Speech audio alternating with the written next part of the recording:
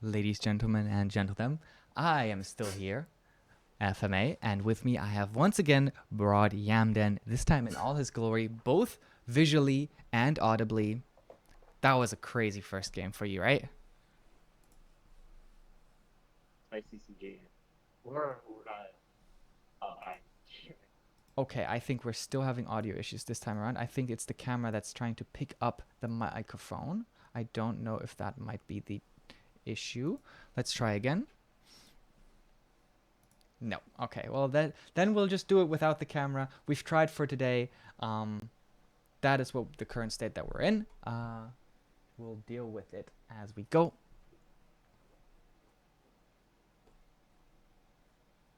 So, next up on the matchup, we will have Team Insomnia versus Red Team 1. Have you watched either of their games yet, Yamden? No, I have not.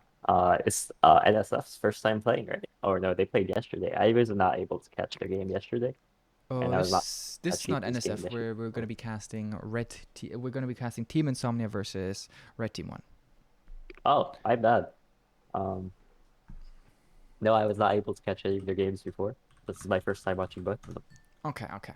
Well, yesterday we saw quite a strong macro performance coming out from the side of Red Team 1, and Team Insomnia, on the other hand, falling a little bit behind to the power of NSG Forsaken. So, we will be seeing what we can get going. Talk to me a little bit about what this first game of casting has taught you about the SLE. I think for I was really impressed by the coordination, at least by both teams, where they were able when the team fights came along. So, it's definitely, teams have definitely been practicing. The drafting was also really, really good on point. So, definitely a lot of thought was put into it as well. So it's good to see that people are trying it. It's just not like winging it. Well, that actually puts the Flash Forces at now 1-1 in the standings, and CCG at 1-0. So obviously that is quite the interesting scenario that we then find ourselves in, because these two teams are then fighting to get into Division 1 and will be competing with the third team in the mix, which is, let me cast my mind back to who United War Unicorn. I can't remember at the moment, but that is also not what matters. It was Runtime that they played against. Runtime, CCG, and the Flash Forces are currently competing for that slot. How do you feel about the whole situation of where teams will actually go and fight for their standings in the, or for fight for which division they will end up playing in? Oh, uh, I just gotta say, let the best team win, right? So yeah, um, I don't have too much to say, honestly, as of right now. Well, we are ready to go into draft here, as I should start up that draft music. Let's start it from the top. We're going to be going into draft just momentarily, um, as I've actually been lying. Nope, never mind. I tell the truth. Sometimes, sometimes what I read actually does happen, and we can focus on what is going on in front of us this time around.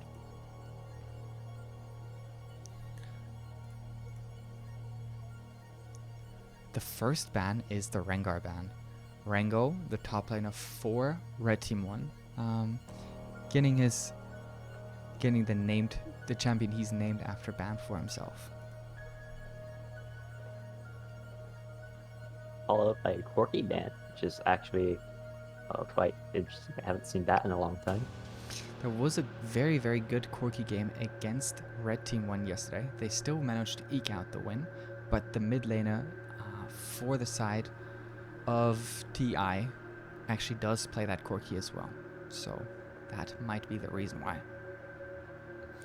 And then rounding it up, Jin V4, or Toto as he's known, receiving the Jin Respect ban, and once again yet another Viego ban from the blue side, then 2 junglers banned from the side of Red Team 1, and we will see an Ezreal first pick for Team Insomnia. Yeah, it's actually quite a good first pick. It's very safe and it's very versatile as well.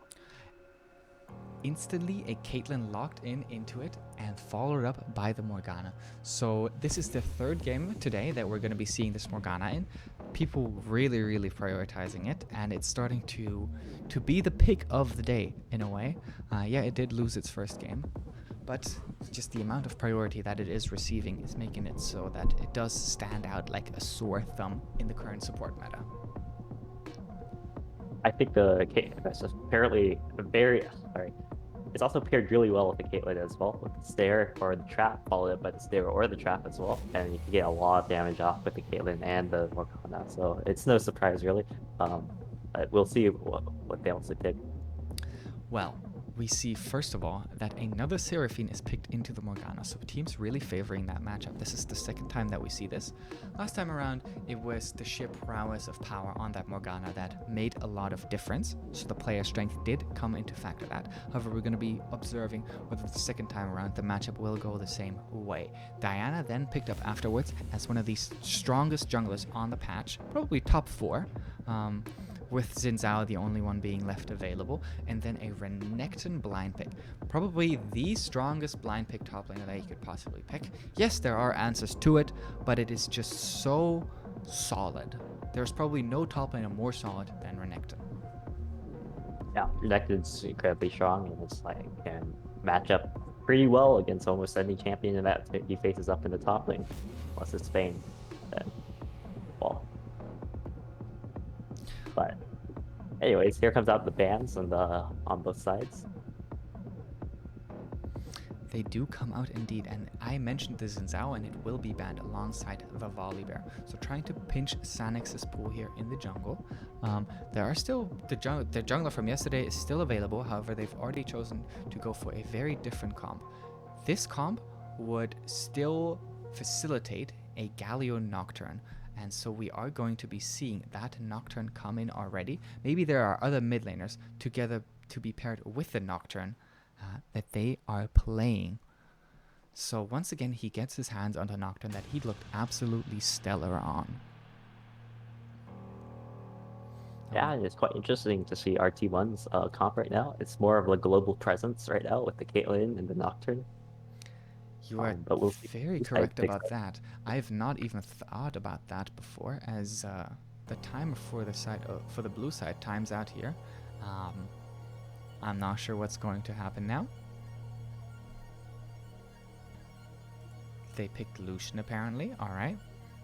The 4th pick is a Lucian. Okay. So I don't know how the rest feel about that. Yeah, well, I'm assuming it's going to be Lucian mid. But we need to see how RTN went. That does seem very likely, as we already have the Ezreal locked in. So it's going to be Lucian and Maokai that are going to be locked in here. And now we see what RT1 will answer in the mid lane with.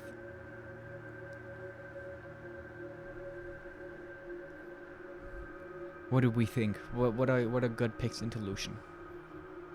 Together with the it's comp? really difficult to find a good pick into Lucian because he's just such a strong early game champion that can provide full 6. A Fiddles? Is this a... This must be a Nocturne mid lane. Or a Nocturne top and a Renekton mid. Wow. Okay, they've really just like totally surprised us. This is a very, very different comp than what it had been making out to be, or had been made out to be. So, if it is Nocturne mid, he's gonna have quite a bit of time, I believe, facing off against the Lucian. Lucian is just early game. If you're able to utilize it right, he's just so incredibly strong. Just has so much damage, especially with his passive. And he can also help his jungler secure scuttle as well. So I feel like the Nocturne or the Renekton will both have a difficult time facing off against Lucian. Well, that does make one question whether this was always planned to be either of those in the mid lane, or, I mean, there is the off chance of seeing a Fiddlesticks in that mid. And now we have the Lucian locked in. Yeah, so talk to me a little bit about what you expect. Let's go through the matchups, but this time around, let's start from the bottom side. Let's talk about how do you think Ezreal and Seraphine match up against Caitlyn Morgana. I think that Ezreal and Seraphine will just have to play it really safe and just get as much poke as they can. As for Red side, they would definitely want to try and find plays that they can engage on, especially with the Morgana binds and then followed by the Caitlyn stairs or Qs. There's just so much damage that can be outputted for them. They definitely do win skirmishes as well for Morgana and Caitlyn, unless they get so poked down just by so much that they can't fight that.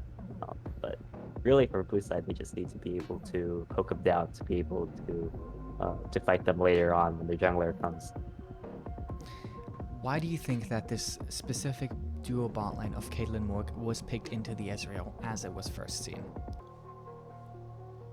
It's a good question, actually. I think it was because Caitlyn's can test Ezreal in the lane easily more than, let's say, Tristana or Kaisa in that sense. She just has such a long range that can contest with the Ezreal Qs or pokes as well.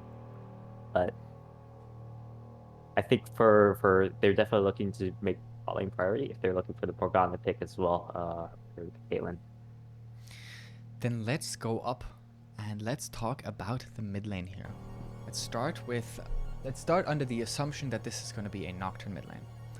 And it's going to be Nocturne matched up against the Lucian. I think that the Nocturne has a better matchup than the Renekton does into the Lucian. For sure. How do you see that play out over the different stages of the game? Well, early on, Nocturne will have to probably cheese a Lucian if he wants to try and get an early lead. But Lucian, if he just sits back and let Lucian farm up, he's going to be struggling the whole game. Really, I think Nocturne needs to try and just get 6 as fast as he can. And farm as well as he can so he can start roaming around and trying to secure kills in other lanes, because I don't see him being able to kill Lucian solo. So you're saying that Nocturne is running into a lot of trouble in the mid lane on his own, and then there's also a jungler and Fiddlesticks that is not ideal at usually helping lanes out early. Do you think that is an exploitable weakness for the side of Team Insomnia? Yeah, for early game, with Lucian and Diana, they definitely will have IO on the early scale unless something drastically happens. Fiddle though is interesting though, I think. Because I don't know how it'll turn out really, because it's such a situational and scenario champion where he just needs to be in the right place at the right time and to be able to land his silence or his AoE as well. So it'll be interesting to see how that plays out. But Yesterday, I think for excuse me. Yeah, Continue. I think definitely though for like early game skirmishes with the 2v2, I think Diana and Lucian will definitely have the upper hand on the Nocturne Fiddlesticks. Well, although Nocturne actually is a champion that has very strong skirmishing early on, he can find himself difficulty in catching up to targets, and that is really what the mid lane story is going to be about, right? But the Fiddlesticks, very lackluster in these early skirmishes. So For sure. is there enough protection coming out from the two side lanes of RT1 in order to try to protect their core in Fiddlesticks and Nocturne? Because those two will win you the team fights later on in the game. Yes, the Renekton will definitely be able to help this Fiddlesticks out. Especially since he's up against the Maokai. I think in this matchup, Renekton still beats the Maokai in that scenario. But if we're talking like and trying to help, RT1 will definitely need to have side lanes to help out if he's trying and skirmish with the Diana. Well, that is actually a very interesting point that you're making, because Diana herself is not not necessarily the greatest early skirmisher, or doesn't really like to fight early on anyway. Um, she doesn't have any CC that she provides, and the Lucian doesn't provide any CC either. The only CC that is provided are Seraphine and Maokai. Maokai having a ton of it, and Seraphine having a good bit of it as well, but there is a crucial lack of it coming out before level 6, and so maybe those are tools with which RT1 can actually look to gain advantages around the map. Actually, is a good point. I didn't think of that because they do like the CC to stop the still 6W. So I guess it will be interesting. I actually do not know how this will play out. And you are making an even better point there about the Fiddlesticks W, because the only thing that can interrupt Fiddlesticks W on this team are the Diana R, the Seraphine R, and the Maokai Q. Those are only 3 tools, and 2 of them aren't even available before level 6. So that turns what is a very weak skirmisher into someone that might find an advantage where we weren't expecting it. And if we weren't expecting it, who knows if the side of Team Insomnia is expecting it. We are now going to load into the game proper, as the draft has finally concluded and the game delay is over. And we will be in the game to see all of the things that we have been talking about. Do you think that any team might try to cheese the other at level 1? At level 1, I would expect the RT1 to try and make a cheese, especially because they have Morgana, Snare, and followed up by, well, all their teammates for the damage. On the other side, though, there isn't really anything that they can do to stop it other than damage, and they can't really have anything to like try and engage on if they invade it either. The most So valuable tool that the side of Team Insomnia has for level 1 are Maokai saplings. Now, they might seem small, but they can actually lead to huge vision advantages in some cases. They can slow down a team tremendously, and they can also deal a lot of damage. But other than that, it sadly ends there. Yes, they have the Seraphine root, but after that, the champion just completely runs out of steam. That can be enough to one-shot someone. But the follow-up damage is not really there from the side of Team Insomnia, so they will have to be very, very careful once we load into the game here. And as I say that, I've actually managed to magically make it appear on my screen, and I will be transitioning into this game between Team Insomnia and Red Team 1. Do you notice any peculiar choices in terms of items or in terms of keystone choices? I think Lucian bringing the Colt is quite interesting. He's probably going to want to uh farm up a ton. I don't know the choice of that, but I definitely do think it's interesting. It might work out or it might not, so we'll definitely see what Wait, happens there. you told me about how you think that this mid lane will actually be very in favor of the Lucian and that the Nocturne will have a hard time getting onto him. So I like the call start with that premise in mind because it does allow him to scale a little bit harder and to accelerate himself in a way that wouldn't necessarily be possible beforehand. It also does give a good amount of priority in lane because you do deal so much more damage to the minions and you heal up significantly more from the minions. That is a good point. Yeah, I guess I was thinking more of like try kill potential because you don't want to try and go towards playing that scenario. But if he does have the prio on the lane, Cole definitely would make sense. And we've set up priority as a very, very important thing in this game, in this draft, and in the Supreme League in general so far. That has really managed to define games basically throughout the tournament yet. So, talk to me about the starts here. Well, Phil is starting over here, which is trying to do both red and raptors at the same time, which is quite normal. When I play Phil, though, I prefer to start on wolves. On the other side, though, I guess they do that. Fiddle is going to try and start red and do it twice. So that's why Janna's starting blue, or she needs the mana. Um, so we're probably going to see a bot scuttle contested later in the game. Diana going for full clear, I think, if she goes for the wolves right now. Fiddle didn't go for the full clear, but that's understandable. Well, you are setting up the Fiddle here as not having gone for the full clear, which is extremely interesting in my opinion. So we see a little bit of trading towards the top side. Rango finding himself a nice little shove advantage as well as in that bot lane. Mid lane, as you've already set it up, is inside the Nocturne's turret, as now we have to look at what Fiddlesticks is doing and whether he's positioned himself correctly for both camps. So, Sanix passed the test of the Fiddlesticks. He did both of the clears that he has to, as any good Fiddlesticks player, and as I say that, there is more trading towards the top side. Rengo really shoving that wave in very, very hard. And now, once again, Rengo looking for the cheetah recall. He did that yesterday to the enemy top laner, and he's going for it once again. Yeah, I think right now for the jungler at least, it looks like Diana's just gonna back off and give the bot scuttle to Fiddle, I think. Bot lane definitely has prio though. And I think Alicia's just gonna check to verify that Fiddle's on the scuttle. We do indeed see that Fiddlesticks is on the Scuttlecraft, as Lucian had briefly moved into mid lane beforehand.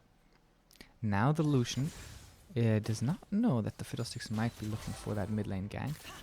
Caitlyn dodging out the root from Romanixio nicely, and pressure dissipating because of it. Fiddlesticks now wrapping all the way around onto the Lucian as Woven King now steps forward. The fear will connect, and then the second fear will come in, and that will be first blood.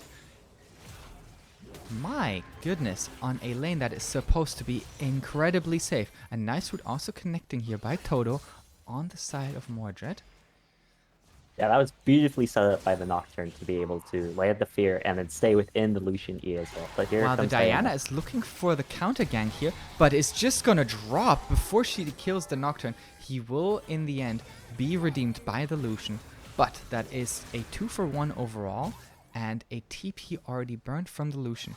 Now the Fiddlesticks, who was supposed to fall behind early, is set up with 2 assists. And the Nocturne that was supposed to fall behind early is set up with 2 kills. He buys, look at his items, he bought the Ionian Boots first item. This is a man that is looking to purely just one-shot the wave and move out. Yeah, I think that's a good buy as well, especially once you get your ultimate as well. You could spam out your ult like every minute essentially. But Nocturne has set himself really well for the wave. Probably can't find him right now because he really changed red buff, but I expect post that he'll be able to have no issues whatsoever. As for Fiddlesticks though, he definitely got himself into the lead right now, then it has to play catch up for right now. But Dragon just spawned, so we'll see who makes the first move on Dragon. Well, Diana is a little bit quicker in her pathing down towards that bot side. However, the bot lane for Red Team 1 does have priority at the moment. Top lane's being left on an island at the moment. And the cheetah recall for Rengo this time only netted in that long sword. So, missing a couple of CS in order to try to achieve that cheetah recall. Still a valuable item to have nonetheless. Now the Slice and Dice will find the Maokai with the stun, and the fear from Sanix means that he's yet again set up for another gank before he hits level 6. This is outstanding from the Fiddlesticks here. Yes, that was quite a really good gank. Maokai was also really good setup by Renekton as well. Maokai was just caught out a bit, but in the end, it worked out for Fiddlesticks, and he's already level 6, so he has his ultimate to try and contest the map now. Well, contesting the map maybe, but the dragon maybe not quite yet, as they see the Fiddlesticks on the top side, and as expected from a good team, they make the cross map happen. A nice little play here that will probably secure them the dragon. As the Nocturne R comes in, the Diana manages to smite the dragon in the end. Will burn down to the Nocturne auto attack at the tail end of it. Lunely flashing away, and now the Lucian is caught. Fiddlesticks are over the wall, and this is a 3-for-0. Even though they do pick up that dragon, that teamfight did not go in their favor. That was a beautifully set up Nocturne ult though, to try to just fly over right before Dragon was about to go down. And not only that, I think it caused some confusion within the blue side as well, because they think they knew it was on Dragon, but I think I saw both Lucian and Ezreal back off because they thought they would be ulted But Diana still was able to secure the dragon, so that's good for them. But it cost her from Ooh, life. nice binding here.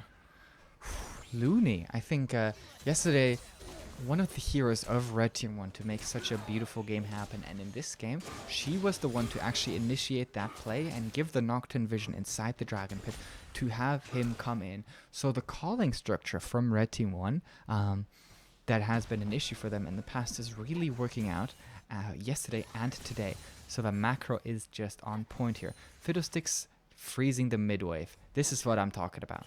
This is people that play together. This isn't just individual laners. This is people that try to stand up for each other, as Rengo is trying to look for a bit of a solo play up towards the Maokai, who does deal a lot of damage to him. Interestingly enough, the trade was very even, and the Maokai has a little bit more HP at the tail end of it because of his passive. And you mentioned about team play, but also during that fight, Renekton also managed to TP on the same ward that Luna put down. Put down. And so that not only did that, it also secured to get the Seraphine evolution to back off for the fight as well. That is something that is incredibly devastating about that Nocturne R. You cannot TP. You have to anticipate it. As now we see that, yes, Diana is doing red buff, but look at what Red Team 1 support is doing. She's helping her jungler do the Rift Herald on top. And the Caitlyn is chilling down in bot lane. The wave is basically under their turret. It's going to eventually start pushing if Ezreal doesn't intervene with it. But now these two have made their way up towards the top side and are looking for this dive. The wave is big too. Fiddlesticks ult already coming out. Black Shield immediately on it. And this is just a one-shot. And the wave is under the Caitlyn's turret.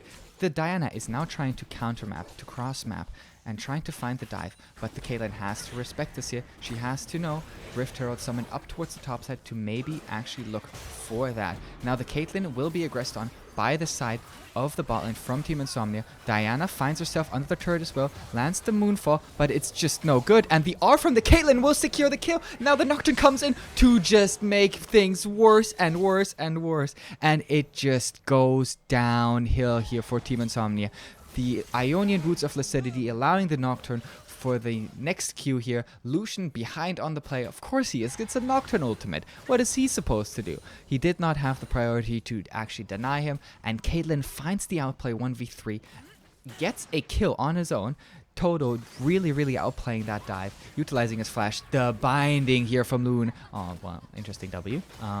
But yeah, this is just great play here. Coming from the side of Red Team 1. And really, really looking for their second win of the group to stamp themselves down as one of the favorites. Yeah, that was actually really well played by Caitlyn. She held her sums until after they dived her, so that she was able to basically dodge the Diana ult and not Diana ult, the Diana ult. right?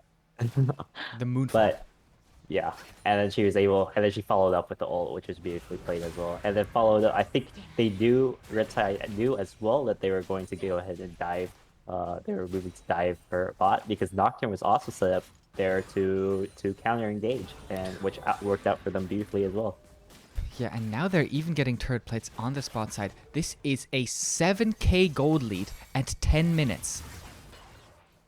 Yeah, that's pretty insane. But all their lanes are farming really well, especially bot lane 91 CS to 61 CS, top lane 85 to 59, pretty much virtually all the rules. And now the Lucian might be caught out here by the Nocturne, who does have the paranoia available, and he will just utilize it, and he snipes him with a Q afterwards.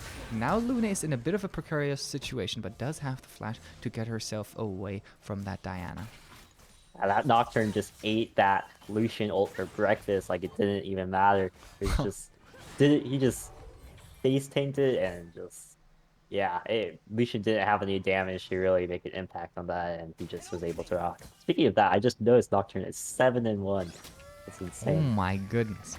Just the sheer number 7 is just, it looks dangerous. At 11 minutes into the game, this man is so stacked up on gold. And yes, I mentioned earlier how dead I think that the Stridebreaker is. But it is even better on Nocturne after the changes. This is the champion that it was nerfed because, like, one of the champions why it was nerfed. And the amount of utility that comes out from for him is just incredible. As I say that, the Diana goes down to the combination of Fiddlesticks and Morgana, who are now looking for even more, as they do force out the flash from the Seraphine, who sacrifices herself in the end to the Caitlyn. Fiddlesticks flashes over the wall. It's a surprise party.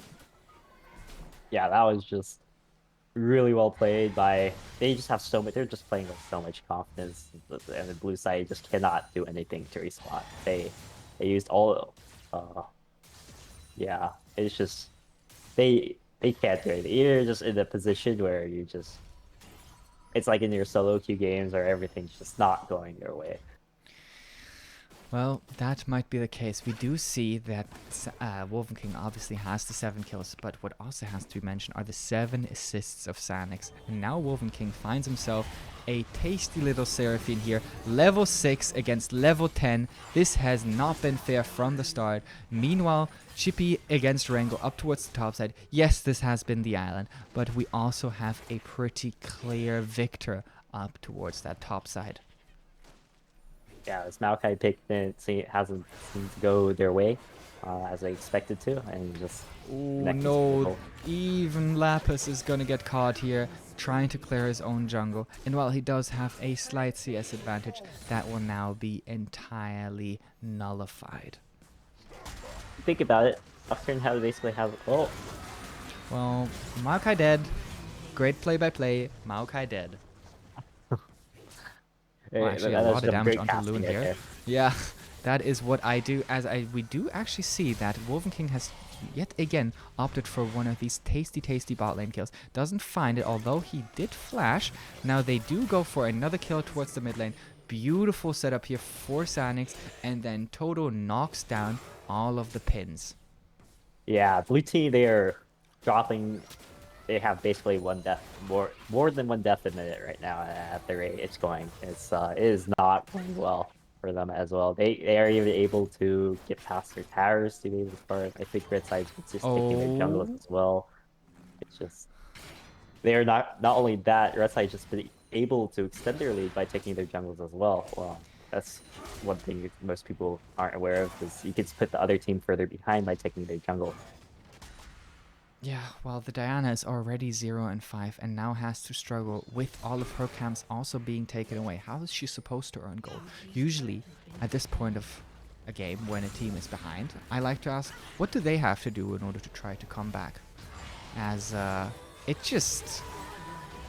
doesn't look good. It looks rough. It looks like there's going to be a bit of a mental reset here from the side of Team Insomnia for the next game if they want to find their way. Oh, actually a nice little engage here from the side of Lapis as he desperately tries to find something, but it is just all for naught as the walls are just simply too big. There is more than 12k gold lead here for the side of Red Team 1. Is there anything that Team Insomnia can do here? They just kind of have to sit under their base, like, hey, even be under their tower, because Nocturne still dives them. Even Renekton did that last fight, none of them dropped dead, even after Renekton diving, or Nocturne diving, and Diana engaging. It's just, I think even if they get a perfect team fight, it still won't be enough, but that's pretty much what they need right now, is just a perfect team fight of one where they're able to engage, and not red side to be able to engage, because that's what they've been doing.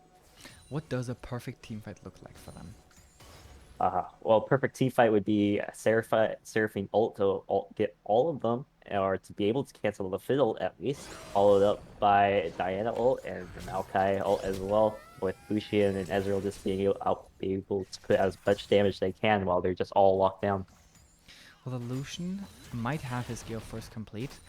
The Ezreal, Seraphine, and Maokai are not so lucky. They haven't even completed their first item, and Sanix, for example, has already completed 2, and it doesn't get better the further I look.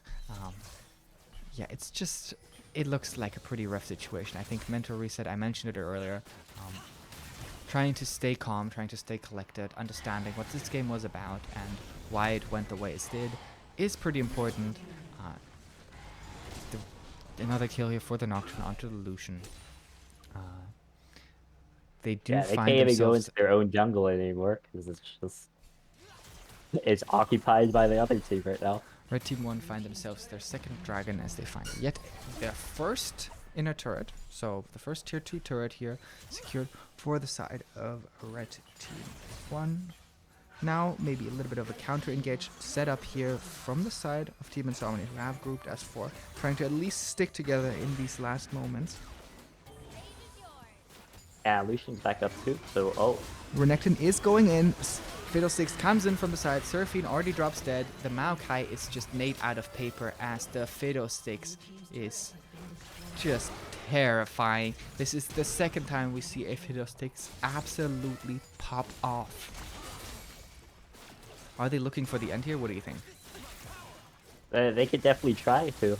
They don't have Herald, but this Lucian Toto is... having Oh, to utilize the flash to actually live the Lucian culling, but Wolven King is here to try to clean things up, and he will fall, and that will be a hefty amount of gold in the pocket of the Lucian here.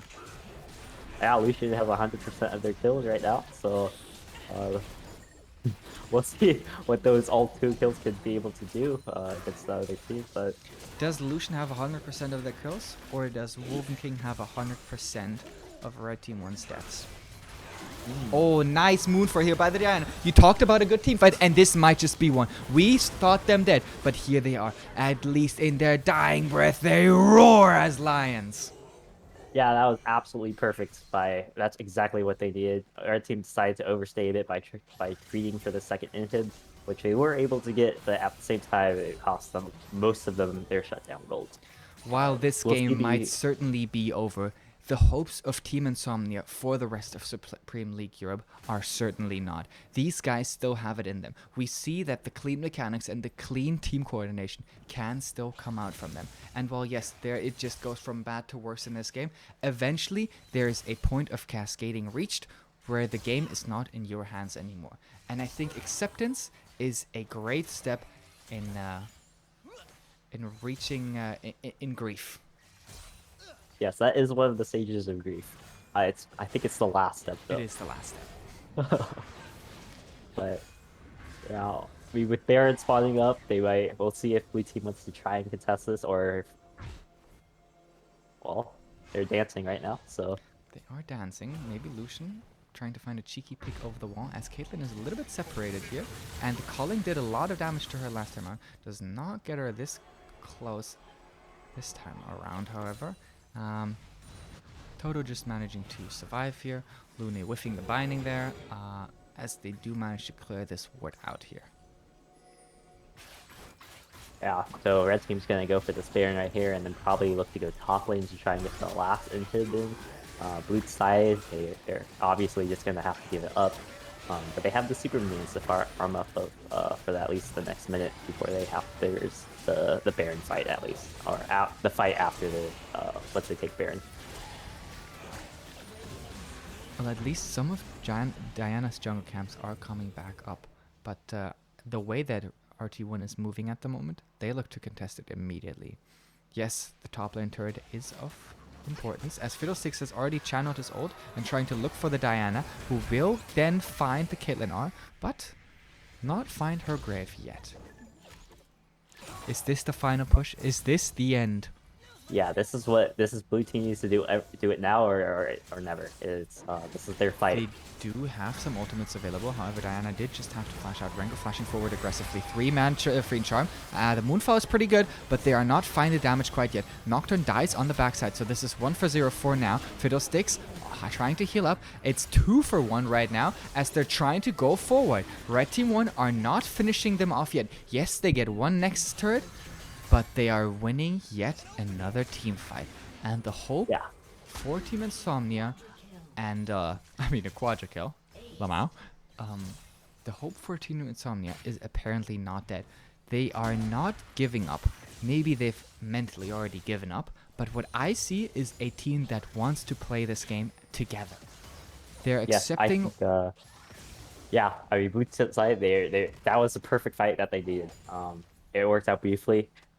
The Seraphine ult followed by the Danai ult, it was really, really good as well. And then they were able to follow their backline, though. They were preoccupied with their Renekton, but it was just Renekton. There was no follow-up or any damage onto their onto blue side's black line. So once they got rid of Renekton, they were able to follow up on Seraphine's and Diana's damage. And as you can see, it just worked out beautifully for them. But Dragon's about to spawn up, so we'll see what happens. We will witness whether they can get one step closer to their soul point. So far, Team Insomnia has not been willing to contest these objectives, and we have to say wisely so.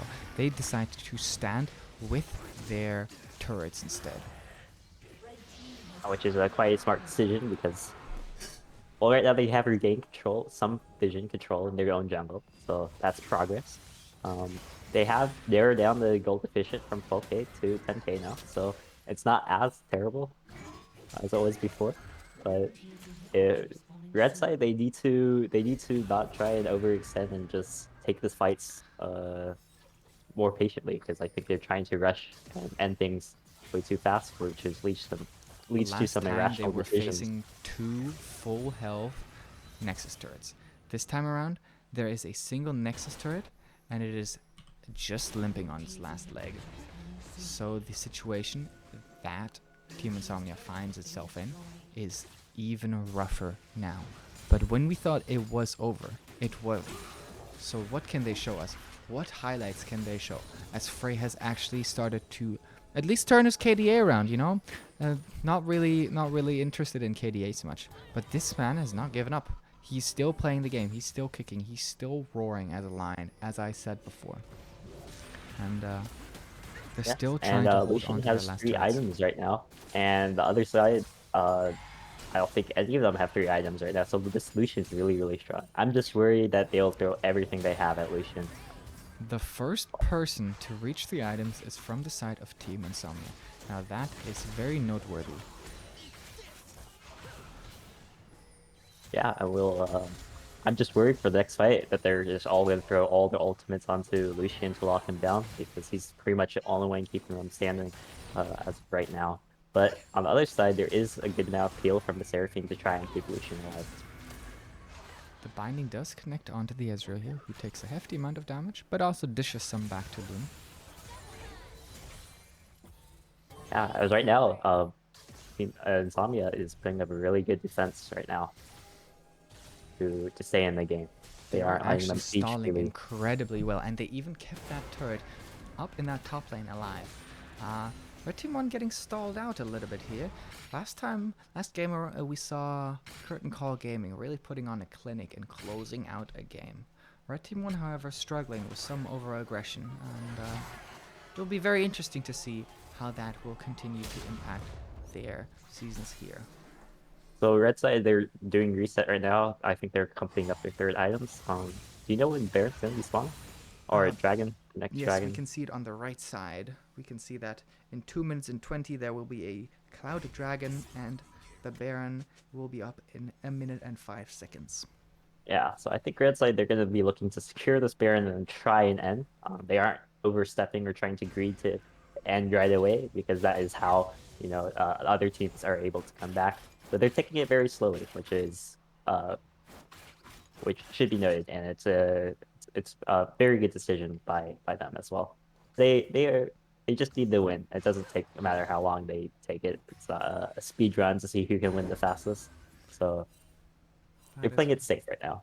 that is true. All that matters in the end is that W in the column.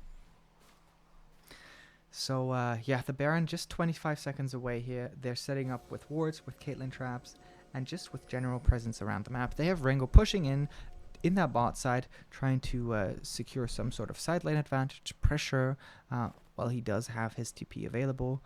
Team Insomnia is not very thrilled about moving outside of their base, and they would be spotted by the side of Red Team 1 regardless.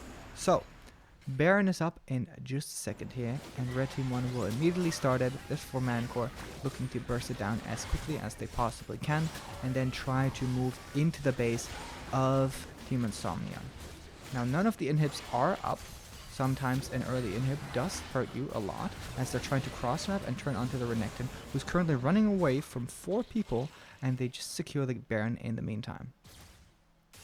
Yeah, they don't have any hard lockdown to try and chase her enough, unfortunately, in their comp.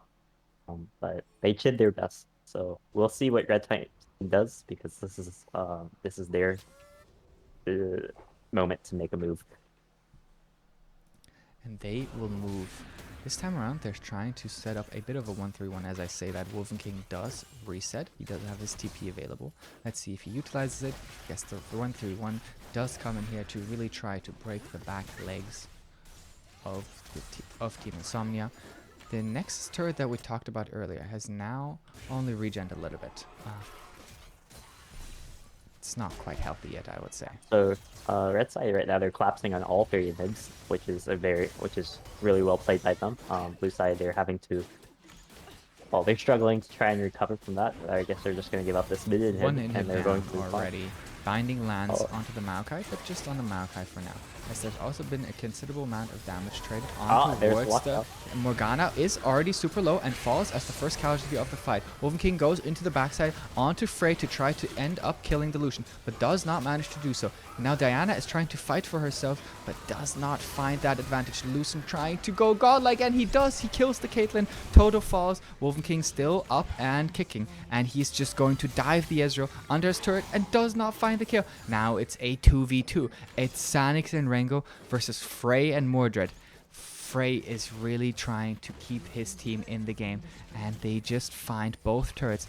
Not all 3 inhibs are down yet, only one so far. Frey looking for the kill on potentially the Rengo here, who is making him play a little bit more respectfully as he takes that inhib out of the clutches of Team Insomnia. Yet again, an unsuccessful Nexus kill. Yeah, but they managed to get all 3 inhibs, so now blue side has to be permanently inside their base, or otherwise they will just lose to the minions. But that fight looked fairly well for blue side, actually. At the end, though, Fiddlesticks had a really good ult at the very end, which stopped their counter attack, and here they are. But they're about to get soul, and well, all the red side has to do is just push in, because there is nothing left on the map for them to take. Well, that's what we said last time around, and they didn't end the game, so how many more times do we have to say that? The game has now drawn out for more than 10 minutes, what we had even initially anticipated. Yeah, they're really not finding the end, and Frey has gone godlike in the meantime. Yeah, here they go. They're making the push for mid, though. Here they go. Last time they tried the 1-3-1, now all of the inhibs are dead, so why would they? This cluster is now being hit by an Ezreal as they push in with their minion wave. Baron buff dissipated on all members. The first engage will be on towards Wolfen King, who does fall as the first casualty of the fight. Nice little moonfall, but the Fiddlesticks ult is pretty big, and Frey is still alive and kicking, but everyone else on his team is sadly falling around him, and while the dominoes are knocked down, he will fall, not quite at the end, but this is a stomp of a game from Red Team 1. Yeah, Nice. that was really well played out by red team. Blue tie, their mid layer, they did they did their best to make a good stand, and they gave it to them. They just didn't hand them the win. So it was good effort at the very end, but look, it was a bit too late. They needed to make some of those plays more early on, to not fall as behind as they did. Well, we will look to the future to see if Team Insomnia can recover from that deficit.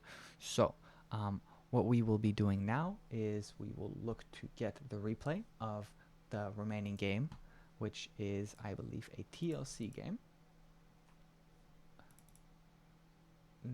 If I'm not mistaken, it should be, or I know for sure it's a unknown enemy game. So let's just see. They have not uploaded any of their files, so that means it's the other group B team, which is NSG Forsaken here. Nice, and their files aren't numbered or dated.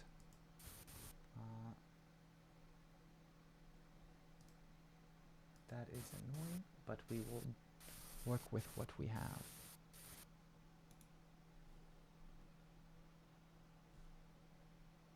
Actually, I can in fact verify that it is. Nope, I can't. Never mind. Guess we will just have to wait and see what happens here in the end.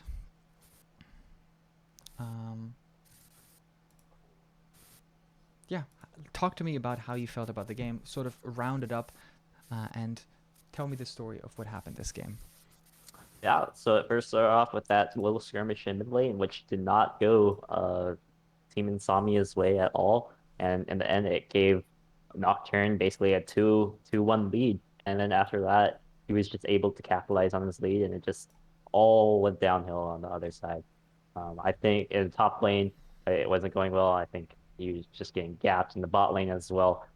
It was not working out as well. They were just doing much better as well in terms of farming, securing control, and being able to make cryo. And the fiddlesticks as well. No, it's not because the fiddlesticks, he once he got his lead, he stayed on his lead and he did not give that away for the rest of the game. And which players did stand out for you here? The I definitely think Fiddlesticks, Sanix was a good stand player for me. And then on the other side, Phrazix was a definite standout player. He was able to he's basically put his whole team on his back and he just started carrying them. It was really good. It'd be interesting to see how it was mentally for the blue side as well. But Phrazix was definitely a standout player in this game. What are some of the things that you learned about the draft and how teams tend to pick their picks? Uh, it seems like early on from the past two games I have casted, it seems bot lane seems to be the early game picks, followed up later by trying to figure out how to play around top side or their jungler as well. Um, so that seems to be been the way it's been going. There's been a lot of top side bans as well. I've noticed at least. So that's what it seems to have been going on at least.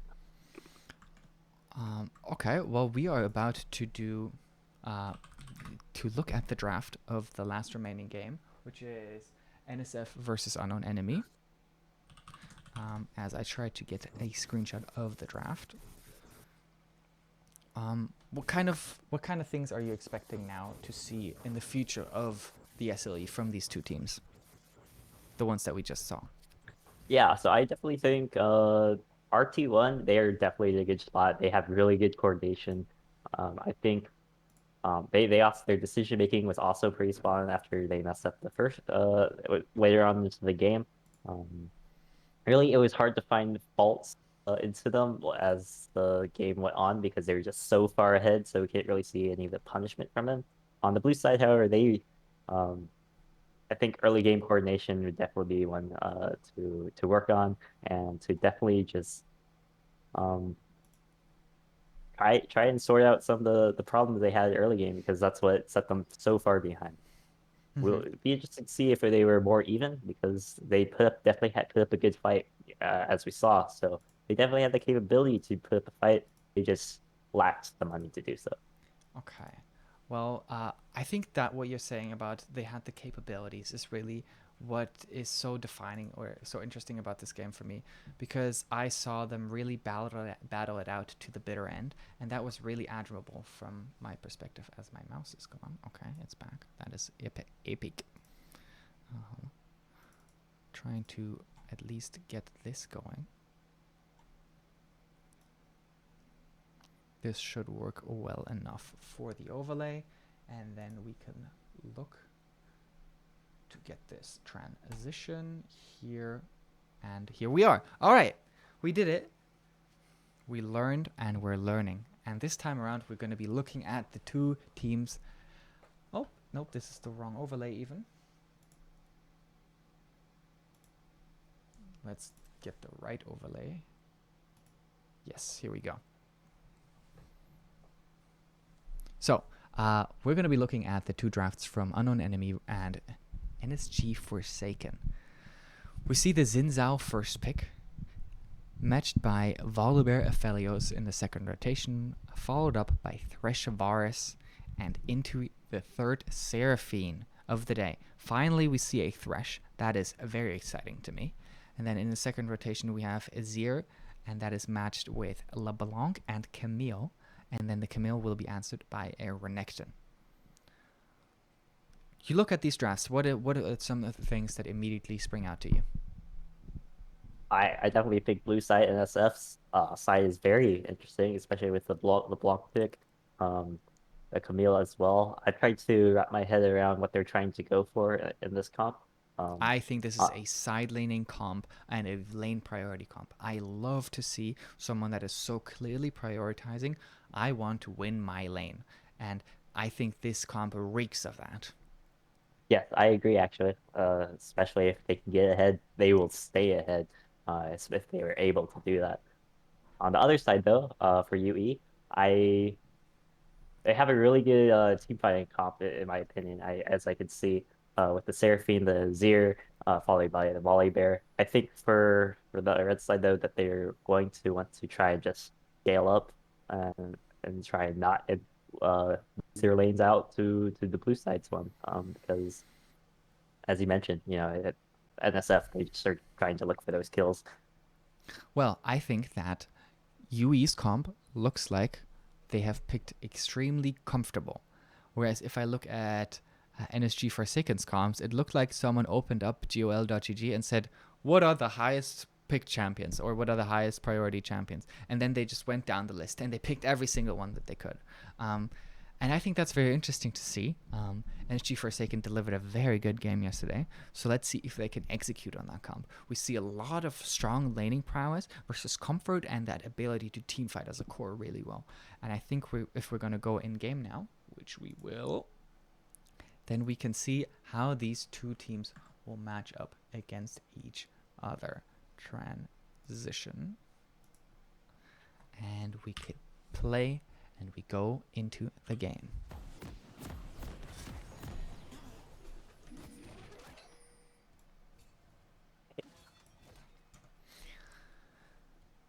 Welcome to the last game of today. We are going to be seeing NSG Forsaken teamed up against Unknown Enemy. NSG Forsaken already having secured their first win, whereas Unknown Enemy yesterday fell to Red Team 1.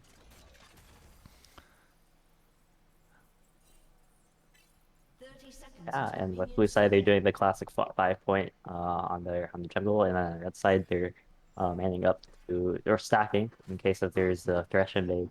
So, but nothing, neither side is going to cheese, so uh, it's just gonna fade out, I think.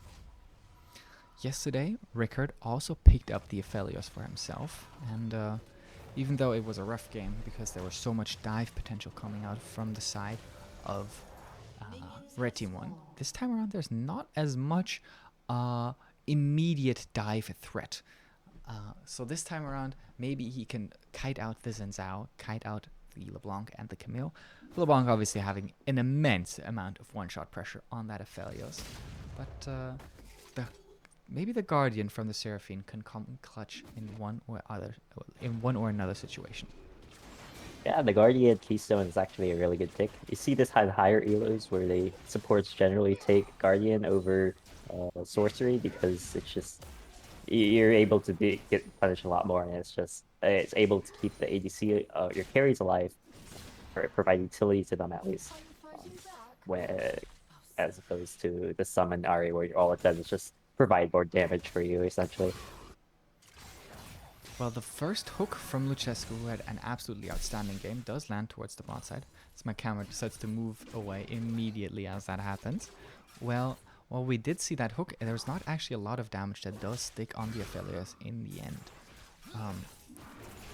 Let's see what the two jungle pathings have been so far. We see yet another Zenzao do his buff and then go immediately up towards the top side. This time around, not for the wolves, but instead opting for the buff Grom start. And I'm worried for Red right now. Oh, well, he's going to go Ward right now, so he'll be safe. But I think he's going to check to see if, yeah, he's going to go check to see if he cleared his blue. And he does spot him out on the ward, so that is some great information for the side of Unknown Enemy. So they're trying to get situated in this game, already having priority down towards that bot side. And obviously in the top lane, which did allow them to get that ward and get the information. However, they're not playing around the information properly, as the Xin Zhao has now made his way up towards the top side. Flash when becomes lightning misses. That is a little bit criminal, but he does have The Audacious charge back up, and the Ignite from the Camille will mean first blood. Volibear here to try to answer it, and the press the attack proc means that he at least gets to trade back a kill. Another hook from Lucescu, who this time around follows it up with the Flay, as the Aphelios is kiting backwards. A lot of damage dealt back from the Aphelios and Seraphine combination here. So the damage from the Seraphine that was nearly ignored, really making a big difference in that fight. Yeah, there was a really good exhaust by both of the supports as well. Got exhaust early on to prevent the damage coming out from the Varus, and Thresh put exhaust on. Volibear up towards the top side again, and that will mean that the Camille hookshot has to be perfect. And you know what it was? It was perfect to make it sure that Camille lives the situation. Yeah, it was perfect. It was actually phenomenal, you know. Sorry. But yeah, we'll see what Red Side decides to do with their lead now. On their jungler at least. Well, Wengu is taking a lot of damage from Parker here, so we'll have to see if that actually transfers into something, as a flash hook forward from Lucescu finds absolutely nothing. The chunky one cleanly sidestepping it, and the pressure from Xin Zhao will amount to absolutely nothing. Now a flash down on the support. He still does have that Hex Flash. He's prepared to make these aggressive plays. We can see that by his rune choices.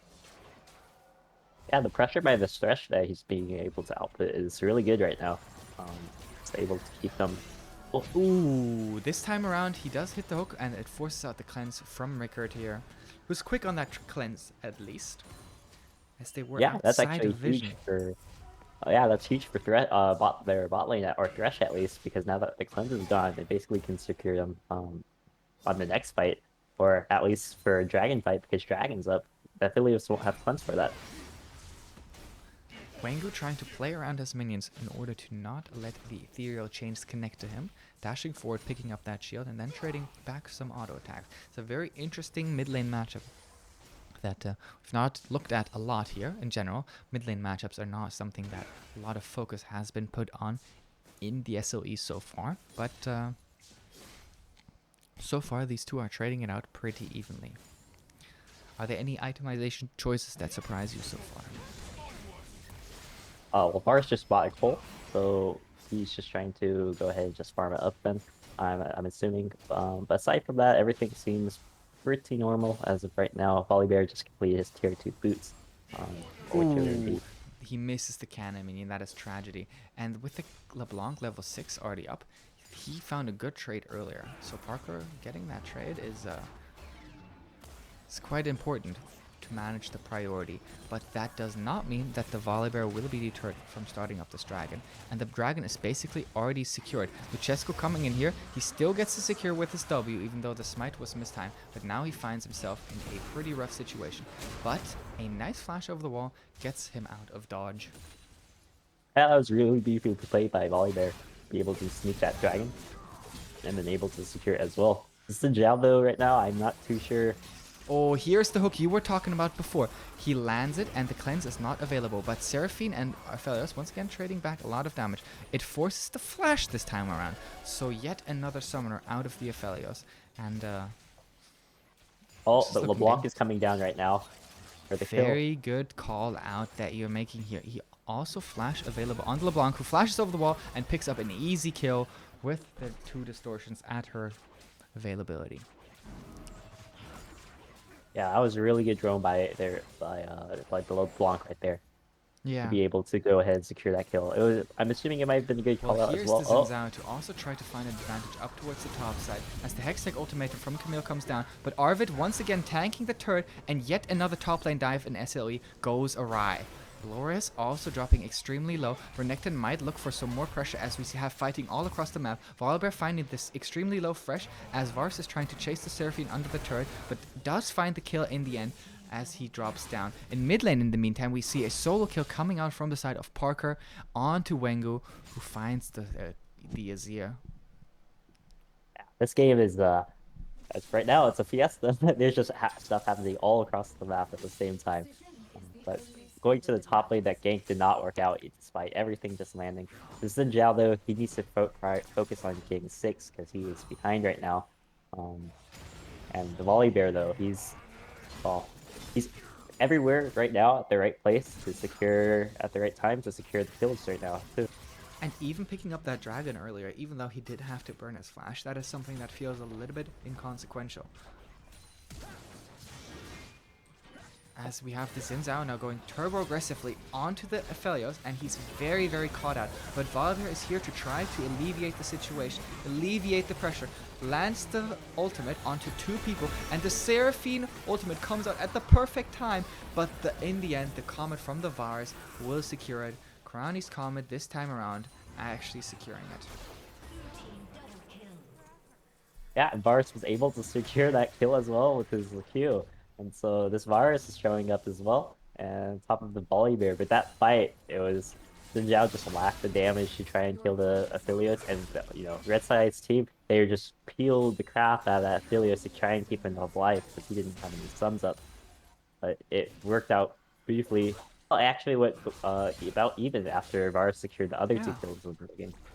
So Varus at the back end of that fight trying to turn it around, whereas the Varus is trying to make up for his team's mistakes. The team of the Aphelios are trying to make up for the Aphelios' mistakes. And so seeing that those 2 go head-to-head, those 2 different scenarios, where one is being played for and the other one is playing for the others, is very interesting. And it does mean that the Varus has a lead in at least the gold department for now. Yeah, as of right now, I'm Red Side, all their gold is funneled into that Volley Bear right now. Whereas for the other one, their laners are the ones with all the gold, which is exactly what they want. So see how that turns out. But Dragon is going. Oh no, the Dragon. Dragon is up in about a minute's time, as there's no Herald attempt, and a lot of vision actually put down around the Herald from the side of NSG Forsaken.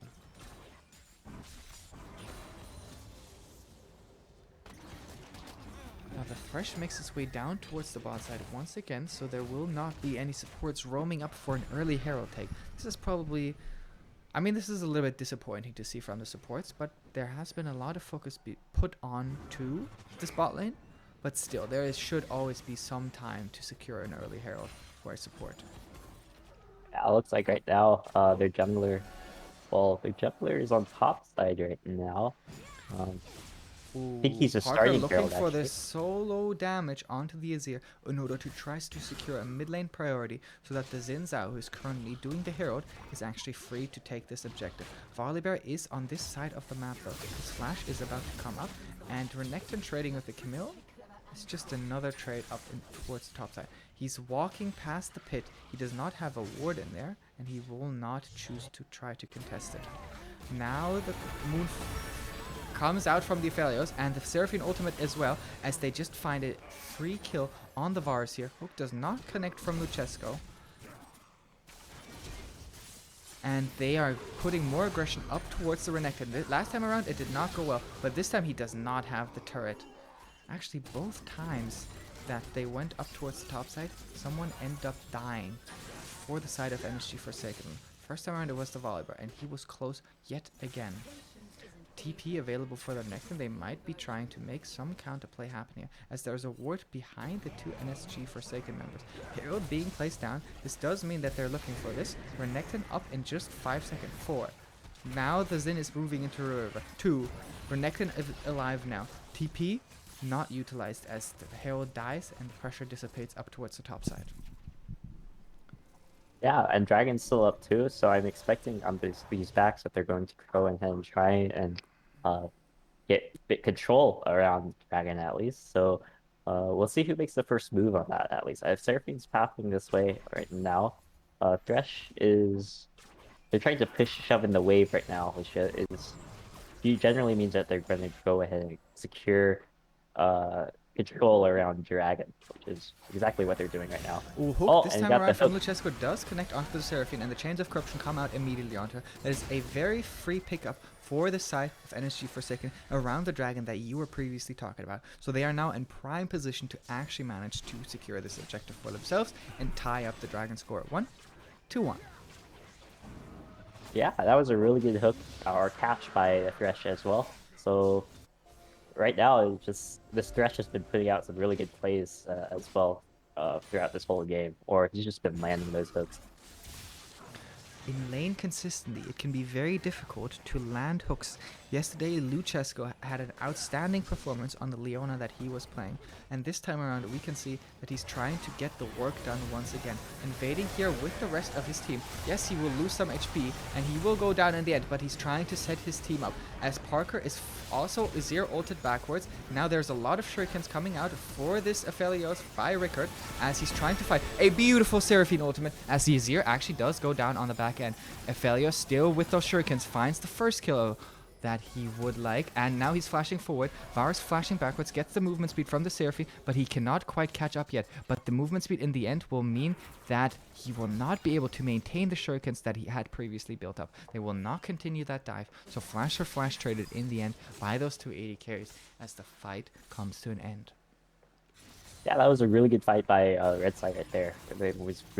It was initiated off first with the Volibear ult, and then the Zir came in, and then Aphelios, no one was focusing that Aphelios, and so he was just able to get free damage in the middle of their team, especially of how he works, which is, well, I don't know if anyone knows how he works, Aphelios, but yeah, the point is he was able to put out damage, and that's what was needed. He had the However, perfect gun combination for that fight. So the fact that they did not play around the exact timings of what Aphelios does means that maybe the side of NSG was not quite sure what he was up to. We do see now some very interesting itemization choices. Talk to me a little bit about what we're seeing from the two junglers.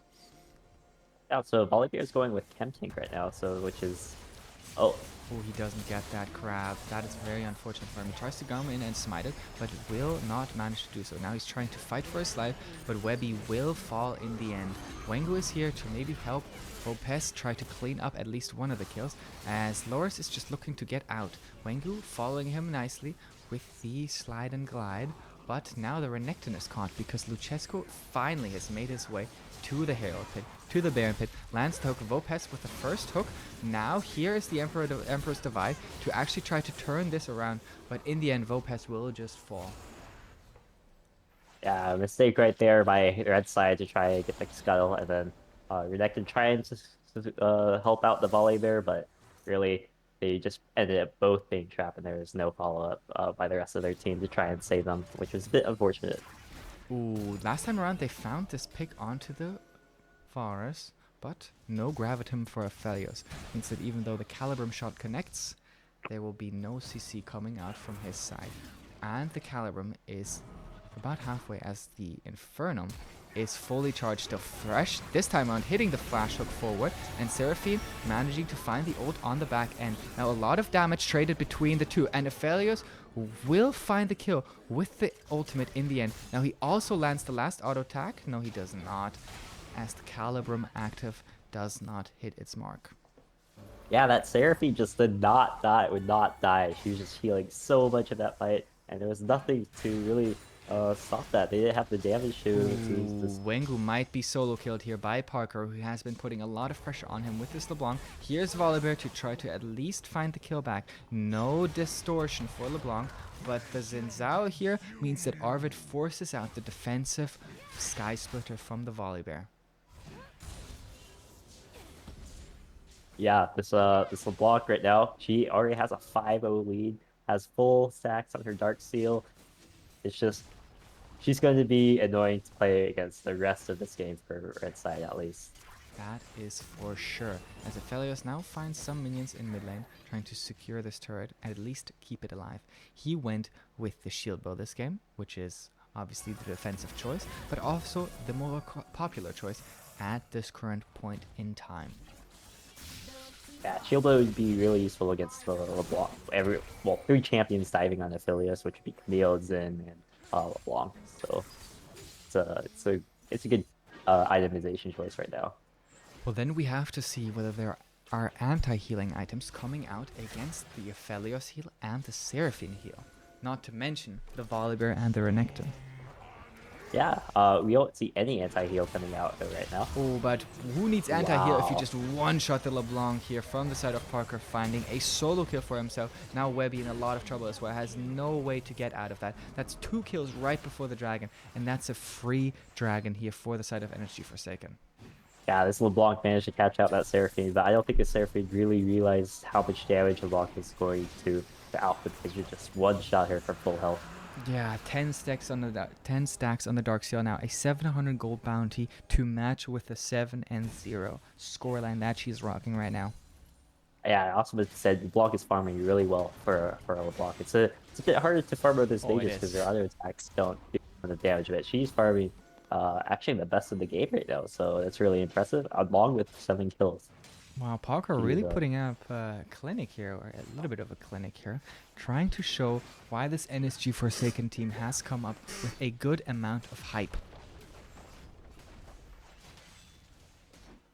And this top bot lane turret here will fall for the side of NSG Forsaken as well.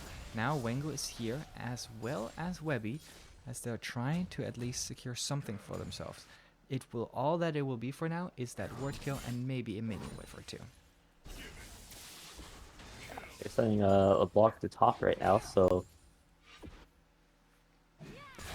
we'll see Yeah, if she goes Parker for will this. land the ethereal chains onto Vulpes here. Lands the second activation as well. Now he's just waiting for the Sigil of Malice, Distortion dashed away from, and the flash will be forced out. Wow, Parker is really putting his foot down here. Also has the Magison in his inventory, so we will see what will come of that. Whether he's just put a giant target on his back, or whether he has bought the item that might make him snowball entirely out of control and win his team the game.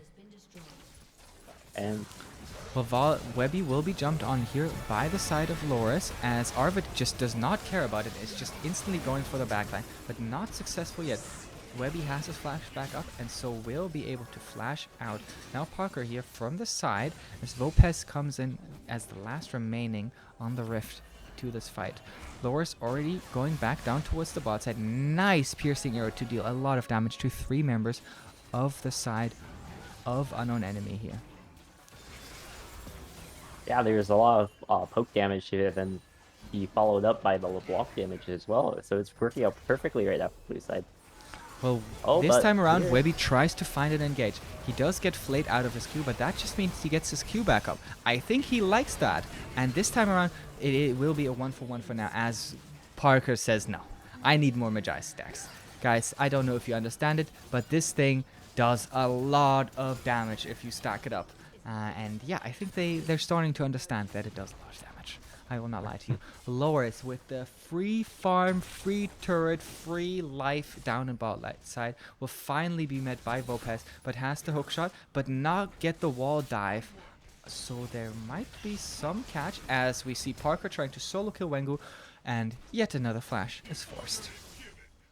I Oh, don't know Parker's if not done anyone yet. can get that. Parker is not done yet. Oh my goodness, more stacks. That's 20 in the book. 20 pages of names from Unknown Enemy here. Yeah, I don't know if anyone can contest this LeBlanc right now on the red side. She's just so far ahead, and there's any champion on the other side to just really lock her down to be able to stop her. Luchesco missing that hook, and after an outstanding performance from him yesterday, we're starting to see why Parker was picked up for this team. What an amazing game he's having so far. And Wengu, I mean, he's a good mid laner. We saw that yesterday. We see that today as well. But LeBlanc is just getting out of control in the hands of Parker here. I think out of control is a bit of an understatement. This guy's a massive beast by now. I don't see how they're going to be able to kill this LeBlanc unless they're able to get their next Sun followed by Volibear, and then just all their damage just onto the LeBlanc. And LeBlanc finished her hourglass too, so even if she is in trouble, she has a free call. Ooh, well, Luchesco does find Chunky One once again caught out of position, but he does have the Blast Cone available, and so Luchesco will now be the one out of position. As I say that, they're just murdering everyone on the side of Unknown Enemy. Who is really out of position ever on this NSF team? They're just getting kill after kill after kill. Hook once again, but this time around Rickard has to cleanse once more. Parker once more kills. He's still missing one page in that book. But 24 is the number on that stack, and it is a disgrace. Yeah, I think Red Side just lacked the damage for that one. The Zero ult was perfect. You got two people under their tower and it's separated from their team. Oh, but Oh, now Parker is caught out under the turret. Does have the Zhonya's available flashes, and now he will get that oh, last page, his 11th kill of the game. He is so unbelievably fed. The chains do connect, and so he chooses to go in with yet another distortion. Once again gets locked down by the Gravitum, as Loris is just kind of playing around him, trying to not let Parker die here. But he knows, well, if he goes down, that's okay. yeah, this LeBlanc is 12 and 0 with 25 stats. And she wants more. I don't know She what. wants more. If that chain connects, maybe she even kills the Volibear from that amount of HP. Distortion finds a bit of damage, but Wenger will use the defensive ultimate to try to escape from her here. Yeah, it's a pretty big ultimate to bait out right now because now Baron is also up at this point of the game, and so I think the teams are going to try and look for the Baron play next. Beside though, of course, they have no vision on it, so I don't know if they're looking for it yet, and it's on bot as well. So I think that's what they should do next is to go ahead and try and get the Baron at least to Well, try and just extend their lead. they have a lot of control wards from the side of unknown enemy in their own red side jungle. So there will be an amount of vision coverage and vision clear that will have to be done by the side of NSG Forsaken to try to secure this comfortably. But they have begun to do that now. Luchescu already moving in there, clearing out two wards. Now they're trying to contest for mid lane priority to then once again move back into that jungle. Camille in the meantime doing what Camille does best, which is contest the side lane. TP available, Ignite available, ult available. A full toolkit here for Loris on this Camille. We will look to see if that pressure can actually be utilized. I told you they were going to push mid and then look for more vision clear, and that is precisely what they're doing. By the book is how Energy Forsaken is trying to play this game out, as they're trying to find a Vulpes on the side lane who's trying to not play by the book, and will actually manage to force out the flash from Arvid here and then live in the end. Luchescu going for a cheeky last auto attack on that ward, as now Parker has arrived. Yeah, he's being chased by a couple of members. Actually takes the distortion back as Vulpes is still alive, and Arvid finally finds the kill. There's a lot of shurikens of that crescendum on the Aphelios here. He finds that kill onto the Xin Zhao for sure here, but a piercing arrow, oh my goodness, and yet another one. He flashes forward. Beautiful stuff here coming out from Kaisa. That is just clean. Yeah, and then on the bot side, Camille was able to just take their bot tower and the inhib out of that during that entire fight. So yeah, it did go well for Red Side. I think they focused too much onto the Xin and the Crash right there, and so they were able to follow up any of the damage onto the Blanc or the Varus that they needed to have. I think Volibear though was on top of the Blanc and Varus as well, but it's just he doesn't have the damage because he's going full on tank. Yeah, and even though it looked like maybe there was a bit of tunnel vision coming out from the side of NSG Forsaken, the size of their walls was simply too massive for that to actually reign true. And so even though it was a little bit of a silly play, it does go in their favor in the end, and we get to see some beautiful mechanics from their AD carry player. Yeah, the Varus play was really clean. He also does a lot of damage, just like Volibear out to no health from I think it was a quarter or a third of his health. So really They have actually started up the Baron here. They've now secured enough vision for them to feel safe, even though the Camille is not sitting on the bot side. She actually TP'd up here to the Baron to start this up, and Luchescu is the one that contests with Parker in package, and one shot a Volibear, a full tank Volibear. Yes, there's not a tremendous amount of magic resist, but still, It's a That's at least Volibear. 4K damage right there, I think. It Oh was just my gone. goodness. How much AP does LeBlanc have? Well, we can find that out. And the number is 544. Ah, that's insane. And then on the red side, there's very little Ah! MR. So oh my gosh. That was only like Rickard two does abilities. survive here for now, even, and it's only because of the activation of the shield bow. As Chunky One might not be Oh, so lucky. Flash forward to make sure that the ethereal chains proc, as Loris finds himself behind the turret that he's currently trying to clear because of the support that his team is putting inside of the base. This time around, Rickard once again cleansing the hook as oh. Parker stopwatches the Azeroth, and it just goes from bad to worse. Arvid is pretty much only focused on this game, taking it down, and Parker is just taking everyone's name. The Death Note full for quite some time as he finishes the game 18-0 and puts down a clinic as NSG Forsaken go up 2-0 in their group. It was really impressive play by Blue side, but I think it was the LeBlanc play was just it was phenomenal. I mean, if you didn't mess up the whole time, it just went for all the kills, especially at the end. It just unfortunately for Red side, I think the draft was a bit they didn't have anything to handle really on the LeBlanc, but I don't think they knew that going into the game. But Well, what a fantastic showing coming out from this mid laner here.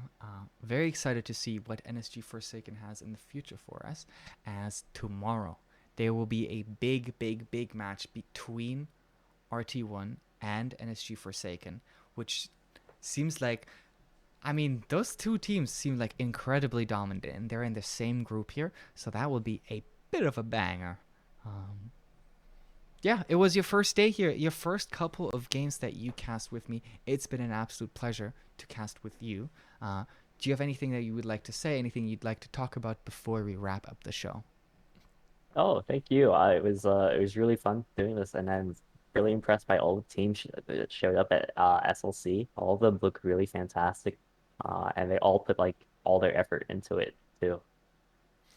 There are certainly some teams that put so much effort, and it's just nice to see everyone come together for this league. I said that yesterday. I'm so happy that it's finally on the way. I'm excited to see all the players, all the fans, all the coaching staff. I'm excited to have the casters with me, to be casting to you guys.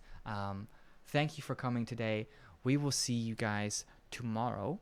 Um, yeah, see you tomorrow. Thank you. Bye bye.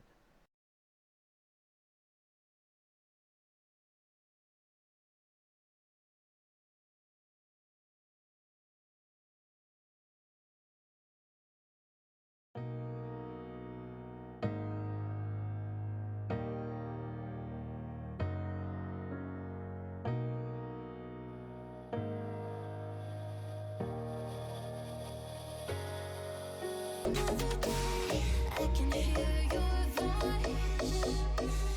I can hear